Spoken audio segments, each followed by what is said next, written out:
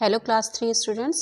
Today we will do exercise and question answer of poem Little Things. So come and let's start it. First of all we will start understand the poem जिसमें A है complete these sentences. Number 1, the poet says that ocean is made of little drops of water. So आप इसमें fill करेंगे little drops of water. Second, the poet describes the land as tiny grains of sand. Number 3, the poet wants happiness on earth. So आपका A part complete हो गया. अब हम start करेंगे B, answer these questions, जिसमें पहला question है What does the poet say the land is made of? Poet इस क्वेश्चन में पोएट जो है कह रहा है कि जो हमारा लैंड है, जो हमारी भूमि या पृथ्वी है, वो किससे बनी हुई है. तो आंसर नोट करिए. Answer number 1, the poet says that the land is made of tiny grains of sand. Poet कह रहे हैं या कह रही हैं कि जो हमारी भूमि या पृथ्वी है वो अनाजों के छोटे छोटे कण से बनी हुई है. Question number 2, how is the ocean describe in the poem? Ocean महासागर को इस पोएम में कैसे डिस्क्राइब किया गया है? Answer, she gives the explanation of the ocean which looks so powerful but it is made of little drops of water. Poet ocean को इस तरह से डिस्क्राइब या एक्सप्लेन करती हैं कि जो ओशन है वो देखने में तो बहुत ही पावरफुल है, बहुत शक्तिशाली लगता है, लेकिन ये बना किससे है? ये लिटिल ड्रॉप्स ऑफ वाटर मतलब पानी की छोटी छोटी बूंदों से मिलकर ही इतना महान शक्तिशाली ओशन बना हुआ है. Question number 3, what would make the earth a happy place?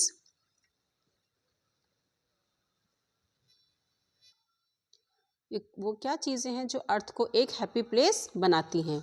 इसका आंसर नोट करिए. Our little deeds of kindness and little words of love make the earth happy place like heaven. जो हमारे बहुत छोटे छोटे दया भरे जो हमारे एक्शन या हमारे जो काम हैं और जो हमारे प्यार भरे शब्द हैं वो मिलाकर इस अर्थ को एक हैप्पी प्लेस बनाते हैं, स्वर्ग के जैसे. जैसे स्वर्ग में क्या है, सभी एक अच्छे लोगों का निवास होता है, तो उसी तरह से जब हमारे पृथ्वी पर भी अच्छे लोग दयालुता भरे काम होंगे तो भले वो छोटे छोटे ही क्यों ना हम काम करें और छोटे छोटे प्यार भरे शब्द एक दूसरे से कहें, वही सारी चीज़ें मिलाकर हमारे अर्थ को एक हैप्पी प्लेस बनाएंगी. D part, read these lines and answer the questions. जिसमें पहला सेंटेंस है हम्बल दो दे बी.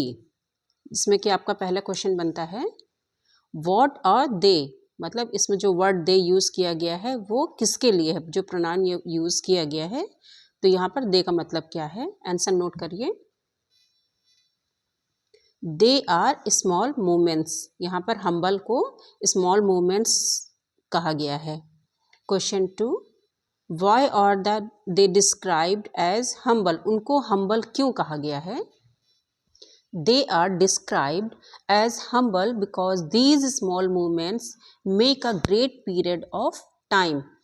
उनको हम्बल इसलिए कहा गया है, स्मॉल या छोटे या विनम्र इसलिए कहा गया है क्योंकि यही जो छोटे छोटे मूवमेंट्स होते हैं हमारी लाइफ के, यही मिला के हमारी लाइफ के एक बहुत बड़ा टाइम पीरियड बनाते हैं.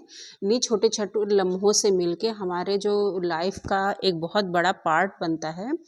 इसीलिए कहते हैं ना कि जो छोटी छोटी खुशियां हैं उनको भी एंजॉय करना चाहिए, क्योंकि यही चीज़ें हैं जब हम आगे चल के हम पास्ट अपनी लाइफ को देखते हैं तो हमें यही क्षण याद आते हैं कि हमारी लाइफ में कैसे क्षण बीते हुए हैं. तो इसीलिए इनको हम्बल या स्मॉल मूवमेंट्स कहा गया है क्योंकि ये स्मॉल मूवमेंट्स से मिलके हमारी लाइफ का एक ग्रेट पीरियड बनाते हैं. क्वेश्चन 2, जिसमें आपका सेंटेंस 2 है like the haven above.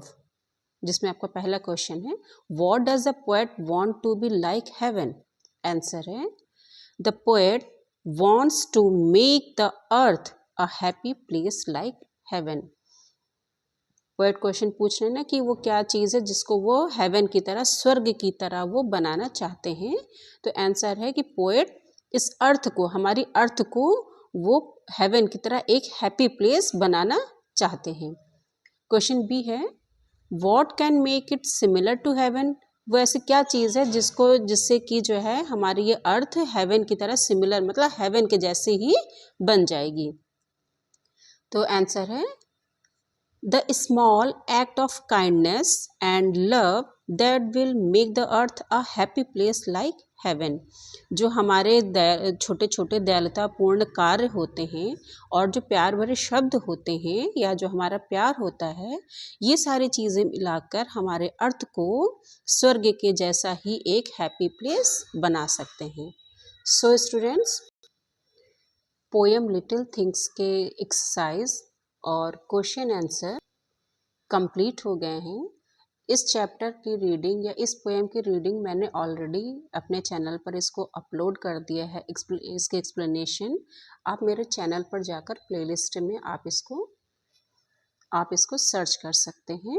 Students, मैंने क्लास 4th के भी आपके चैप्टर्स की सारी रीडिंग अपलोड कर दी है, जिसको कि आप मेरे चैनल पर जाके देख सकते हैं, जिससे कि आपको काफ़ी ज़्यादा हेल्प होगी. और आपको जो भी और रिक्वायरमेंट या जो भी प्रॉब्लम होगी वो प्लीज़ आप मुझे कमेंट करके ज़रूर बताइएगा. मेरे चैनल को लाइक, शेयर और सब्सक्राइब करने के लिए थैंक यू सो मच.